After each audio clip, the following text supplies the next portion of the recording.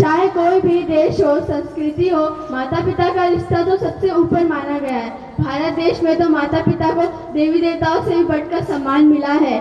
इसीलिए कहा गया है मातृदेवो भव पितृदेवो भव, अर्थात संसार में माता पिता को देवी देवताओं से भी बढ़कर सम्मान मिला है। माँ जो बच्चों को पालने में कठिनाइयाँ उठाती है, बिना किसी स्वार्थ के खुद तकलीफ सहती है, पर अपने बच्चे को सदैव लाड और स्नेह का उपहार देती है, वही पिता बचपन से ही जो बच्चे को विद्या रूपी धन का उपहार देते हैं, उनके इस उपकार का बदला हम जीवन में कभी नहीं चुका सकते। ईश्वर हर जगह स्वयं नहीं पहुंच सकते, इसीलिए उन्होंने माता पिता ऐसे दो अनमोल उपहार इस संसार में भेजे हैं जिनका उपकार सदैव बच्चों को मानना चाहिए।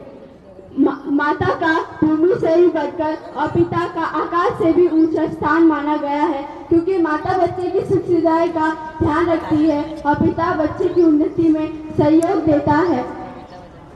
पिता बच्चे की उन्नति में सहयोग देता है, इसलिए आज भी उनका नाम बड़े आदर के साथ लिया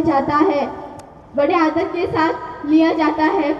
मातरम पितरम चेव यस्तु कुर्यात् प्रदक्षिणा प्रदक्षिणी कृता तेन सप्तद्वीपा वसुंधरा, अर्थात जो व्यक्ति अपने माता पिता के चारों ओर चक्कर लगा लेता है, समझ लो उसने पृथ्वी की परिक्रमा कर लियो। अर्थात हमें माता पिता का सदैव मान करना चाहिए।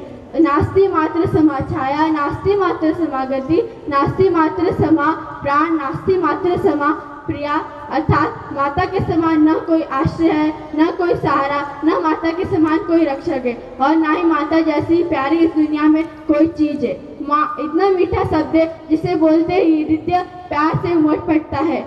वो खुद दुख सहकर भी अपने बच्चे को सुख की छाया देने की कोशिश करती है। माता पिता निस्वार्थ भाव से अपने बच्चे का पालन पोषण करते हैं, फिर क्यों वही बच्चे अपने माता पिता की बुढ़ापे की लाठी नहीं बन पाते।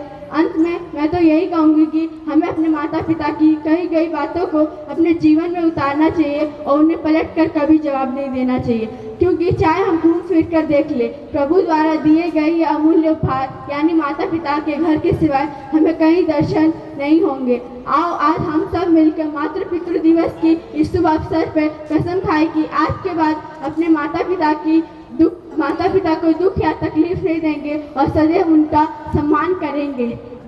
किसी कवि ने कहा है, पिता ने हमको योग्य बनाया, कमा कमा कर अन्न खिलाया, पढ़ाया लिखाया, गुणवान बनाया, जीवन पथ पर चलना सिखाया, जोड़ जोड़ अपनी संपत्ति का बना दिया हकदार, हम पर किया उपकार, हम पर किया बड़ा उपकार। धन्यवाद।